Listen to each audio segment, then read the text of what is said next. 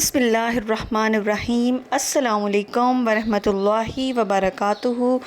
उम्मीद है कि आप सब लोग ठीक होंगे। अल्लाह पाक अपना ख़ास रहम करम फ़रमाए, अपना कुर्ब नसीब फ़रमाए, दुनिया और आखिरत की आफ़ियत दे। आमीन सुम्मा आमीन। इसी प्यारी सी दुआ के साथ हम अपने व्लॉग का आगाज़ करते हैं। और ये ज़ैद साहब मेरी वार्डरोब के ऊपर चढ़े हुए थे, तो मैंने जब देखा मैंने कहा चलो रिकॉर्ड किया जाए। और ये बिल्कुल वेरी फ़र्स्ट टाइम इसके ऊपर चढ़ा हुआ था। वैसे ये नहीं चढ़ता, बस मैंने इसकी चीज़ रखी हुई थी तो ये बार बार उसी के लिए चढ़ रहा था। लेकिन ये चीज़ भी इतने शौक़ से कोई नहीं खाता, बस 2-4 चीज़ें हैं जो इसको सेलेक्टिव चीज़ें जो ये खाता है। फिर मैंने इसे कहा बस अब आप इधर ही खड़े रहो, मैं नहीं उतारूँगी। फिर ये कह रहा था ठीक है, क्योंकि ये फ़र्स्ट टाइम ही चढ़ा था तो बहुत ज़्यादा एक्साइटेड हुआ था। लेकिन ज़ाहिर है नीचे गिर जाना था, मैं तो माँ हूँ, फिर इसलिए मैंने पकड़ लिया। फिर मैंने जैसे ही पकड़ा इसने जंप कर दिया, लेकिन शुक्र है इसे चोट नहीं लगी। और ये आज सुबह नाश्ते का व्लॉग है। मैं किचन में गई तो फिर चाय सिर्फ मैंने पीनी थी, बस मैंने 1 कप बनाया। उसके बाद अंडे बनाए, फिर मैंने अपने और दूध ये वाला गर्म किया, अब्बू को देना था। और अंडा मैंने अपने लिए भी 2 बनाए, शहरोज़ का और ज़ैद का और अपना, और अम्मी के लिए 1 बनाया। और ये गुड़ वाला शरबत था, इसके अंदर मैंने गुड़ ऐड करके सुबह सुबह ही रख दिया था ताकि, क्योंकि आजकल इतनी गर्मी है ना, तो फिर इसीलिए। और ये फिर मैं एक हाथ से रिकॉर्ड कर रही थी तो फिर एक हाथ से मैंने पहले तोड़ा और फिर इसके अंदर ऐड किया। ये आज बस इसके अंदर प्याज डाले, अंडा डाला, नमक और मिर्च डाल के इसको अच्छी तरह से मिक्स करके फिर इसको मैंने फ्राई कर लिया। तो शहरोज़ को ये वाला अंडा बहुत ज़्यादा पसंद है। अम्मी ने मुझे कहा आप प्याज काट दो, तो मैं अपने अंडे में डालती हूँ। मैंने कहा चलें, फिर शहरोज़ को भी पसंद है। फिर मैंने सारा ऐसे ही बना लिया प्याज वाला अंडा। लेकिन ज़ैद के मुंह में जब आए ना, वो प्याज निकाल देता है, लेकिन उसने भी अब थोड़ा बहुत आदी हो चुका है, उसने भी खा लिया था। और ये फिर रम्मी का अंडा था, वो हमारा अंडा था, ये बन गया।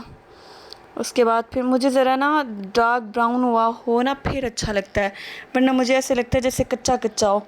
तो फिर मैं अपना अंडा जो बनाती हूँ ना, उसको मैं ज़रूर ब्राउन करती होती हूँ, अच्छी तरह पका लेती हूँ, फिर उसका टेस्ट थोड़ा सा डिफरेंट हो जाता है। और ये फिर सारा मैस हुआ था शेल्फ़ के ऊपर, इसको मैंने समेटा। और ये फिर दही निकाली मैंने। तो आजकल हम लोग दही से सब लस्सी पी रहे हैं, कुछ लोग नमकीन पीते हैं, कुछ मीठी, लेकिन मुझे आजकल मीठी अच्छी लगती है, तो फिर मैं अपने लिए मीठी बनाती हूँ।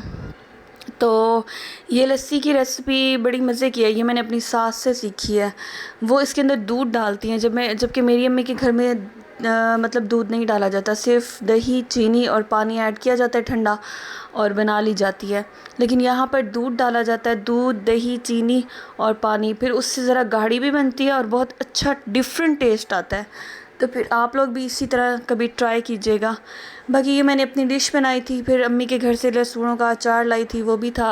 और ये शेक बना रही थी, क्योंकि मोस्टली मैं असर के टाइम शेक बनाती हूँ। 1-2 दिन बीच में गैप भी आ जाता है, तो बस फिर जब ना पड़े हों आम, हम लोगों ने ऐसे ही खा लिया हो, फिर उस दिन शेक नहीं बनाती।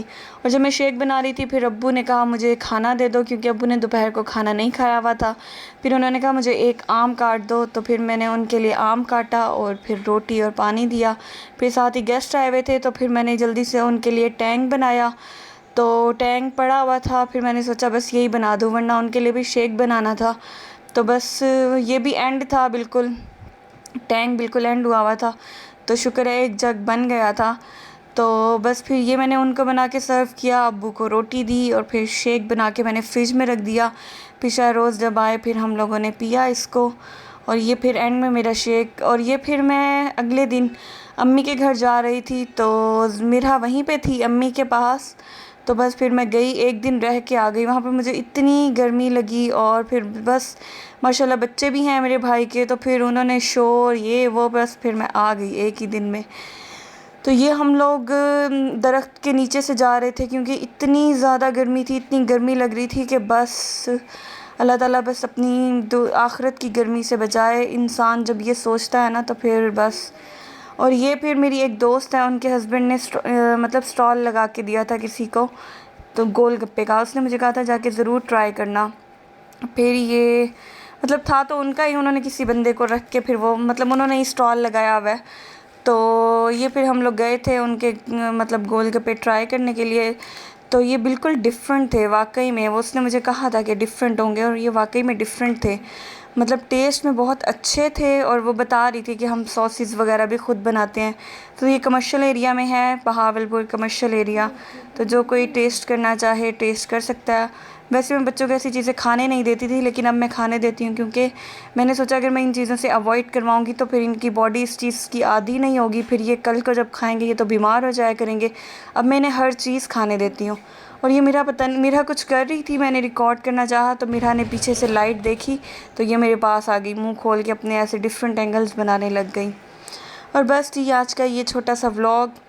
मेरे चैनल को लाइक शेयर सब्सक्राइब कर दें आपको व्लॉग अच्छा लगा हो तो। अल्लाह